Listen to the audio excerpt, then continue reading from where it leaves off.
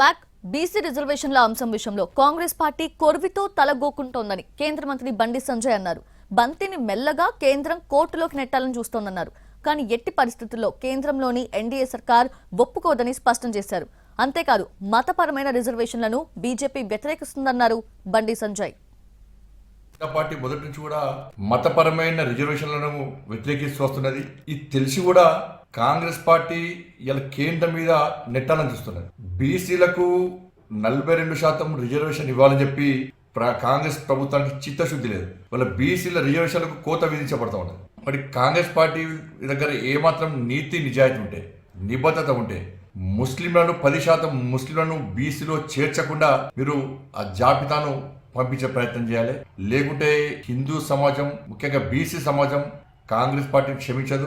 Bharatiya Janata party దీన్ని పూర్తి స్థాయిలో వ్యతిరేకిస్తుంది. ఇవాళ కులగణన అనేది పూర్తిగా ఫెయిల్ అయిపోయింది. ఒకవైపు సాక్షాత్తు ఉప ముఖ్యమంత్రి ఏమో ఫెయిల్ అయిపోయింది, మేము మళ్ళీ నిర్వహిస్తున్నాం అంటున్నారు. కాంగ్రెస్ పార్టీ ఎంపీలేమో బ్రహ్మాండంగా చేస్తాము, రాహుల్ గాంధీ కోరిక తీర్చామని చెప్పి వాళ్ళు ఢిల్లీలో చెప్తున్నారు.